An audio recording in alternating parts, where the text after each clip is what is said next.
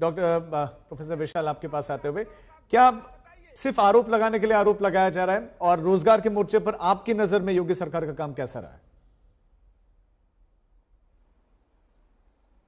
देखिए राजीव जी, पहली बात आपने कहा कि क्या आरोप के लिए आरोप लगाया जा रहा है, तो अभी मैं समाजवादी पार्टी के प्रवक्ता को सुन रहा था, शायद कांग्रेस के भी हैं और बसपा के भी हैं।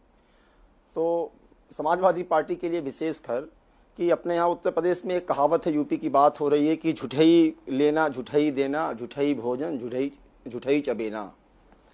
अब समाजवादी पार्टी का कष्ट तो आप जरा समझा करिए ना।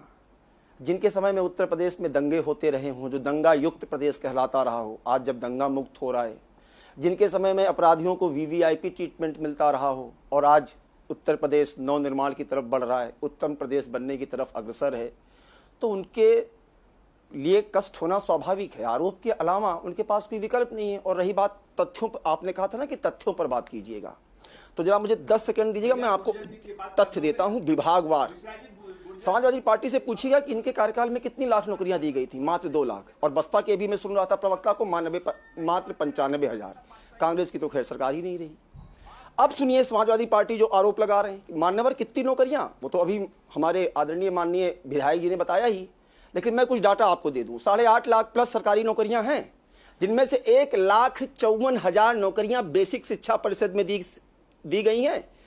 1,44,000 नौकरियां पुलिस में दी गई हैं। अभी आज जो है 60,000 का अभूतपूर्व कीर्तिमान बना ही है। और ये विभागवार की बात कर रहे थे, तो अभी आपने पिछले साल देखा था 7,782 लेखपाल की बात हुई थी, 394 होम्योपैथिक, पूछ रहे थे कितने डॉक्टर हैं, खंड शिक्षा विकास अधिकारी 309, जिला बेसिक शिक्षा अधिकारी 78, वरिष्ठ प्रवक्ता 74, प्रवक्ता डायट 380, प्रिंसिपल 346। इनसे पूछेगा ये नौकरी कौन थी, आपने दी है क्या समाजवादी पार्टी ने? और अभी ये गाना सुना रहे थे ये कि वो लव लेटर लीक हो रहे थे, इतना तो लव लेटर नहीं लीक हुआ जितने इतने पेपर लीक हुए। तो जरा आंकड़े सुनिएगा, अमित जमई जी जवाब दीजिएगा। इनके समय में सुनिएगा, दिसंबर 2013 नेशनल इंश्योरेंस कंपनी लिमिटेड का पर्चा लीक, एग्जाम रद्द। अप्रैल 2014 यूपी राज्य इंजीनियरिंग का परीक्षा लीक, साल्वर गैंग पकड़ा गया।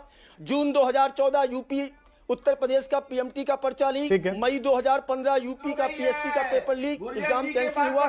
सुनिएगा मई 2016, अरे सुनिएगा, अरे सुनिएगा पहले, अरे सुनिएगा 20 सेकंड में समाप्त करिए, कंप्लीट कीजिए।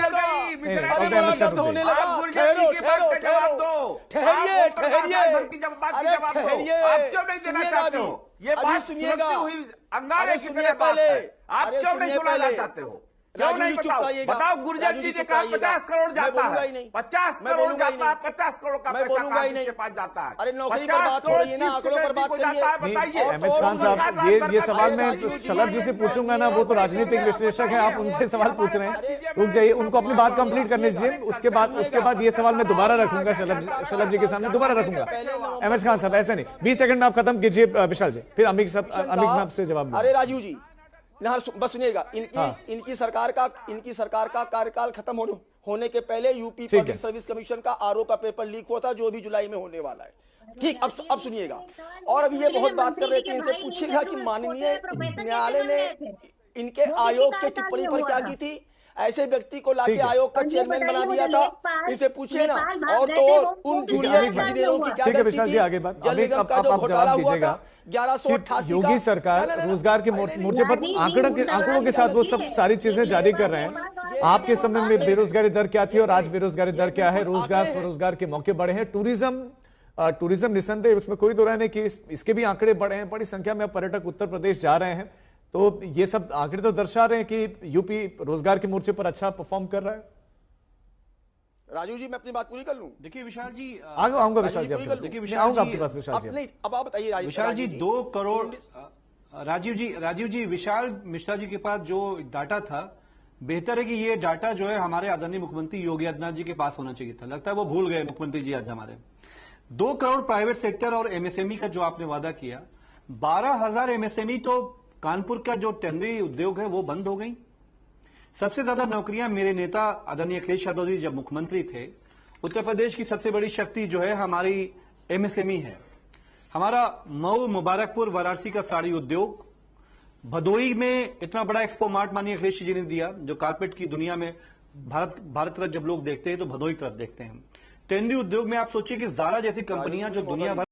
जय हिंद दोस्तों, अभिषेक ऑफिशियल टीवी में आपका स्वागत। आपने इस डिबेट के वीडियो में देखा होगा, पूरा डिबेट ये यूपी को लेकर, क्योंकि यूपी में चुनाव होने वाले हैं तो उसी को लेकर डाटा शो किया जा रहा है कि बीजेपी ने कितनी नौकरियां दी, सपा ने कितनी दी और बसपा ने कितनी दी, क्योंकि कांग्रेस तो वहाँ रही नहीं तो कांग्रेस का कोई मतलब नहीं बनता। तो जो डाटा शेयर कर रहे हैं उस पर बयान भी आ रहे हैं दोनों तरफ से।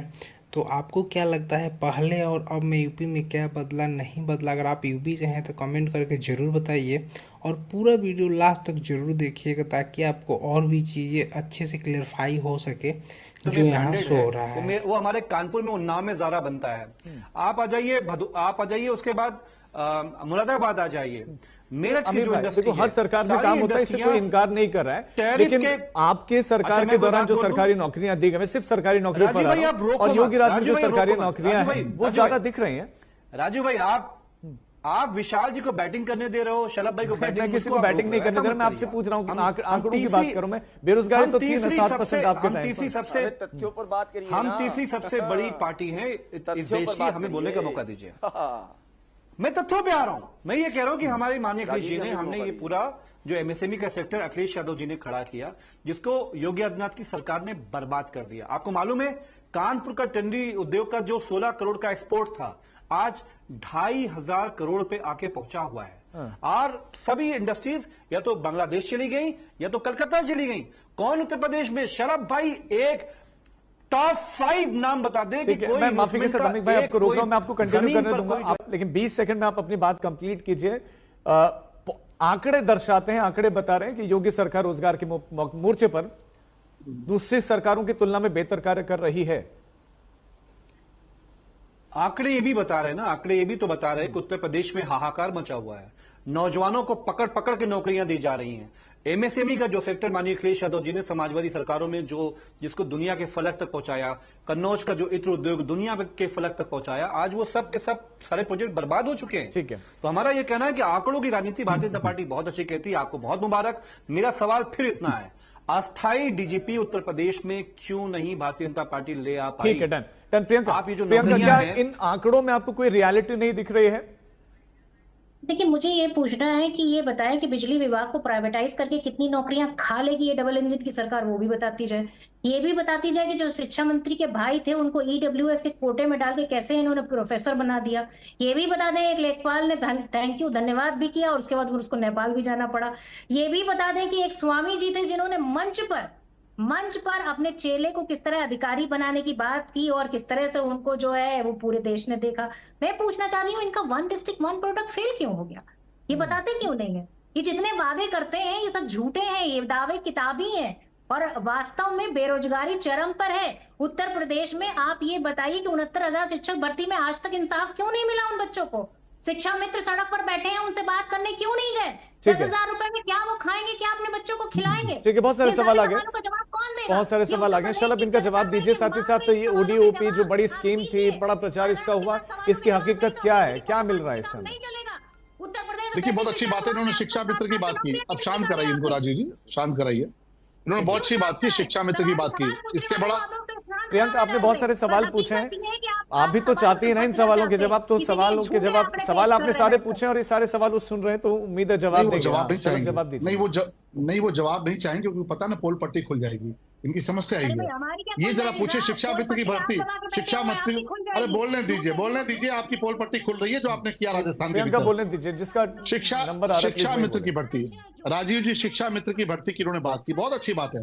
शिक्षा मित्र की भर्ती किससे सरकार में हुई और शिक्षा मित्र की भर्ती जब कोर्ट में गई तो शिक्षा, यही बात है, ये तुम कह रहे हैं। अमित जमई से लेके प्रियंका गुप्ता सारे के सारे एमएच खान बैठ के एक सुर में अलाप रहे हैं। ये शिक्षा मित्र की भर्ती स्टूडियो पर चल रही थी जिसमें राजीव ढाडियाल है, एंकर आए हुए लोग हैं शलभ मणि त्रिपाठी, प्रियंका गुप्ता, अमित जमई, डॉक्टर एमएच खान, विशाल मिश्रा। इन्होंने अपने अपनी बातों को रखा और आपको ये डेटा शेयर किया जो कि सरकार ने किया था और पहले और अब दोनों सरकारों ने। तो आपको ये डिबेट कैसा लगा कमेंट करके बताइएगा। आप हमारे चैनल पर नए हैं तो सब्सक्राइब करना मत भूलिएगा। आप सभी का वीडियो देखने के लिए बहुत बहुत धन्यवाद। मिलते हैं अगली वीडियो में, तब तक के लिए जय हिंद, जय भारत।